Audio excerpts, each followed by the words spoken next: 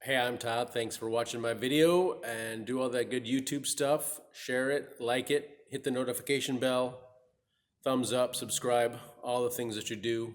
Thanks for taking the time to watch my video and saving some money perhaps. I also invite you to check out the links in the description for some long-term savings with the stock market. 2009 Toyota Highlander Limited 3.5 liter, I believe, V6. There's a cover on top. You just pull it off. It has friction fit pins. There's a pin here, and a pin here. You just pull it straight up. It should come off. It's got these things mounted in the cover. Just snap over those. So just a friction fit.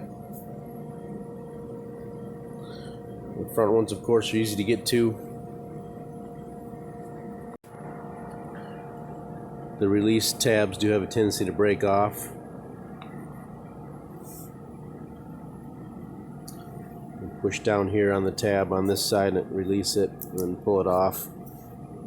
10 millimeter, 10 millimeter, 10 millimeter, and then you twist and pull out. We're going to focus on doing this back here. So we need to get this out of the way to do the rear spark plugs. So I'll probably take this hose off, 10 millimeter bolt here, clamp, 10 millimeter clamp here. You can also just maybe take this whole thing off, might be easier if you have to access any brackets back here. My bolt's missing. Your bolt might not be, probably a 10 millimeter.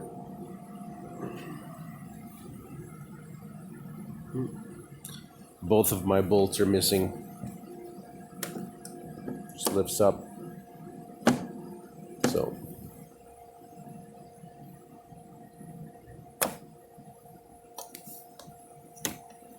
we'll start taking some stuff apart, pulling some hoses off. Squeeze the clamps like that with your fingers.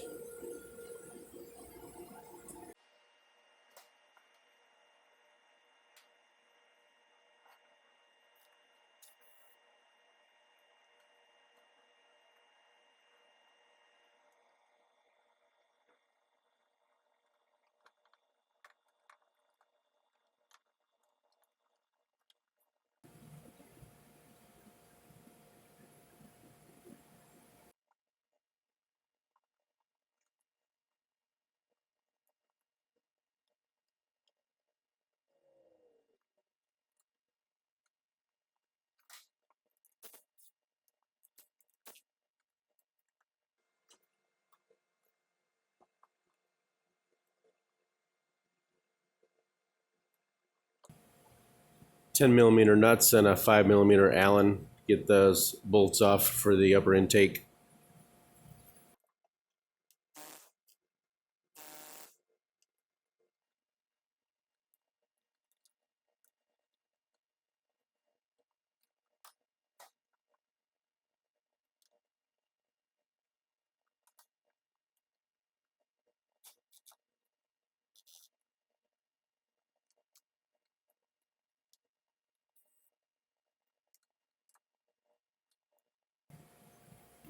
And since it doesn't just lift off, it's pretty safe to say there's some brackets in the back that we have to take off or loosen.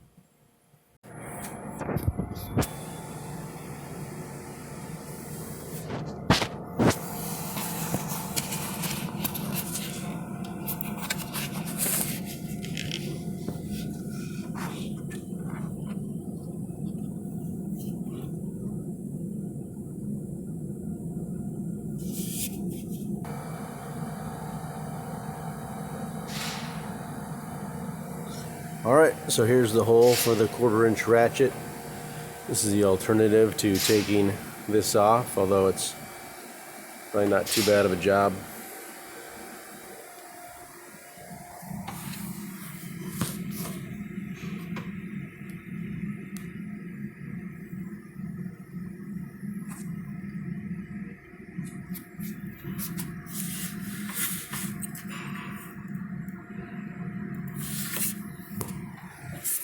Definitely reachable. So I got a 1/4-inch ratchet and a 12 millimeter, and I'll just be taking that bolt loose. right through that hole. Got this off here.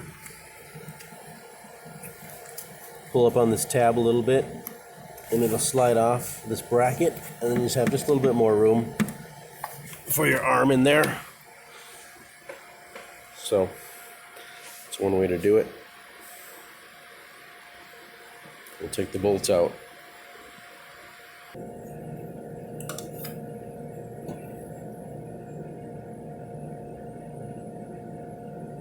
So that was real time. Probably took like 30 seconds or something once I broke it loose, of course.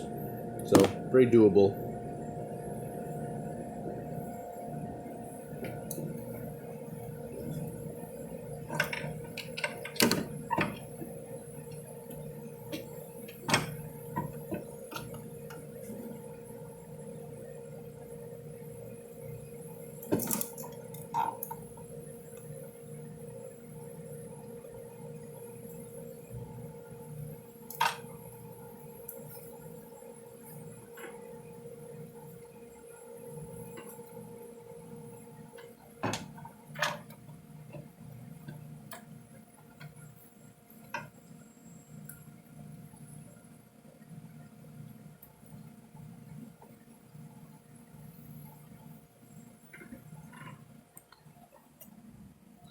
I didn't undo the two coolant lines here, so I have to pinch these and take these lines off to get me the extra free play to get this out of here.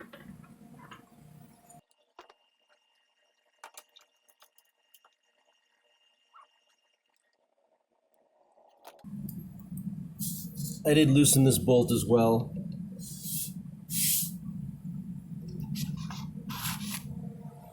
Cheaper's still not that fun to get to. Stupid brackets, right? About 10mm bolts for that bracket there, and that bracket there. And give you the room you need to move the wiring harness out of the way and get this done.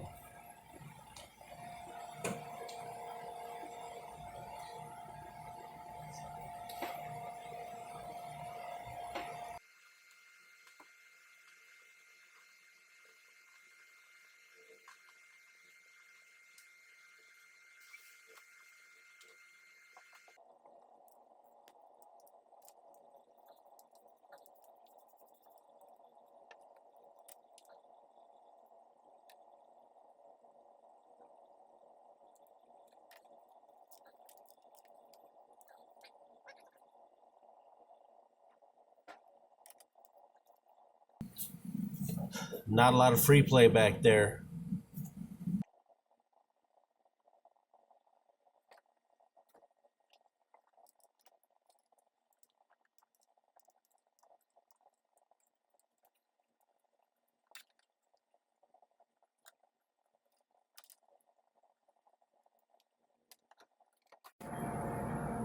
Okay, let's see here.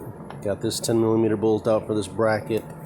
A 10mm bolt on the side here. This 10mm bolt doesn't seem to make too much difference though. Disconnected electrical connector right here.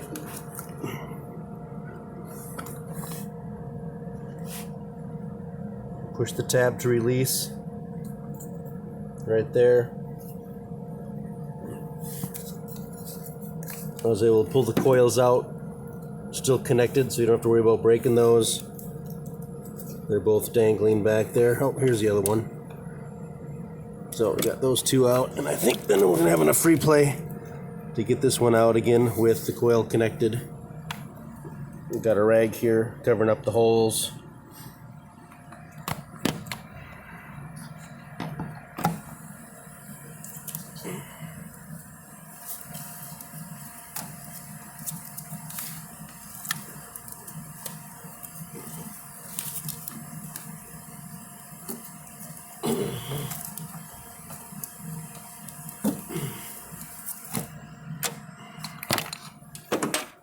There we go. All three coils are out. Still connected to the wiring harness.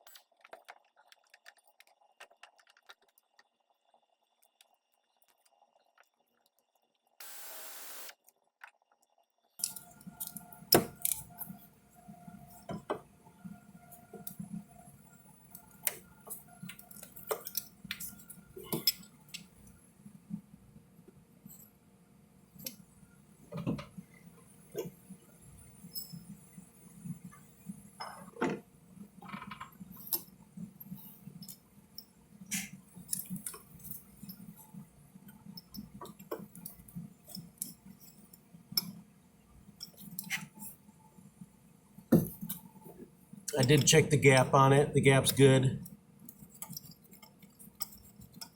39 to 43 thousandths, I believe is what it is. And torque spec's going to be 13 foot-pounds. We'll just do one at a time.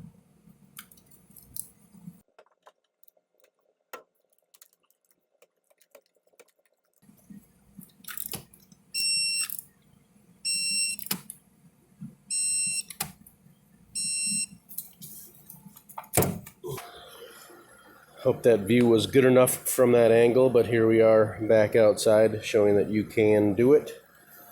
So just use the right amount of extensions. If you don't have a deep well socket, not that it matters, 9/16 spark plug socket, or 5/8, sorry. These have a little rubber boot in there that helps hold the spark plug in place. That's the difference between a regular socket and a 5/8. Or any spark plug socket usually has a rubber boot inside to hold that spark plug in place. Let's talk a little bit about gap. You want to check your gap. Those they come good, but it's a good idea to check them. A little variety of gauges, right at 40 there. If you need to adjust it, this one has a little thing where you can bend it up like this. Want to be careful though, these are probably double platinum iridium tipped, so this kind of stuff can damage it. So just be careful, be aware of what's going on there. So we got 2 more to install.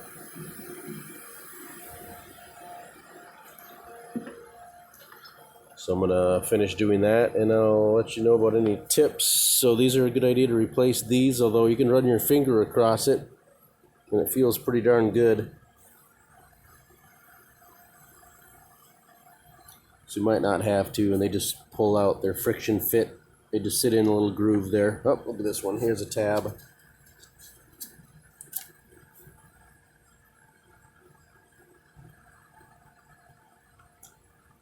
So you can replace those, or like I said, if you feel your finger, feel a pretty good bump on here, so I wouldn't necessarily need to. We just do it as a habit, and I have them here, so. Spark plug replacement, 2009 and other model years, Toyota Sienna 3.5 liter, maybe all the V6s. For the coils, we'd like to add a little dielectric grease to the ends, sealing out moisture and making it. Also, I think the benefit for the technicians is that it helps keep spark plug wires and spark plug boots from sticking to the spark plug. Make it easier to take on and off. I think that's a big benefit, but it does help with moisture apparently, so put some of that in each of the ends before we reinstall them. So you got your spark plugs in, you got your spark plug coils in, you tighten down the 10mm bolts for the coils. Good time to review before you put your intake on. If you took that sensor, make sure you plug in any sensors that you want to plug back here. I plug mine back in. Tighten, tighten, tighten, tighten, tighten. Reinstall that there. So I think we are good to go. I don't think anything else is disconnected. I think that's everything I did. I tried to take this bracket off here, or slide it off, but I just left it alone. And everything looks good. This is wiped down. You want to maybe get rid of use a vacuum, get rid of any dirt that might be here. We're good to go. We'll just install our new gaskets here.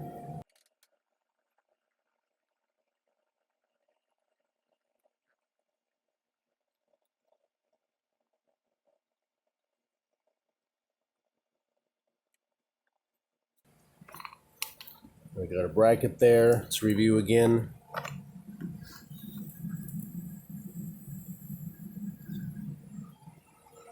Bracket. All right, we'll set this free and lay it back into place.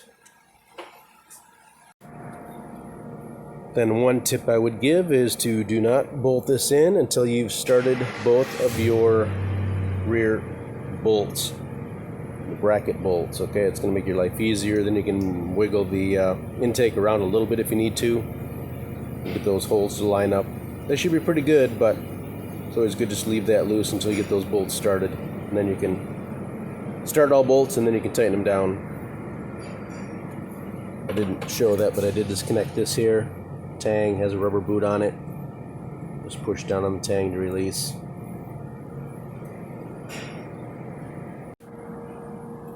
Alright, and the torque specs are 12 foot-pounds for the middle bolts, and the nuts are 13 foot-pounds for the nuts. And any of these bolts on here are probably like 80 or 70 inch-pounds, maybe 80 inch-pounds too for the coils, so not very tight. And basically reverse procedure to install. If there's any other tips about that, then I'll put that in here. Otherwise, best of luck to you. You can do it. Oh, and the bolts in the back, you're probably not going to torque them, but make them tight. I was able to squeeze these with my fingers and pull them off. This hose goes back here.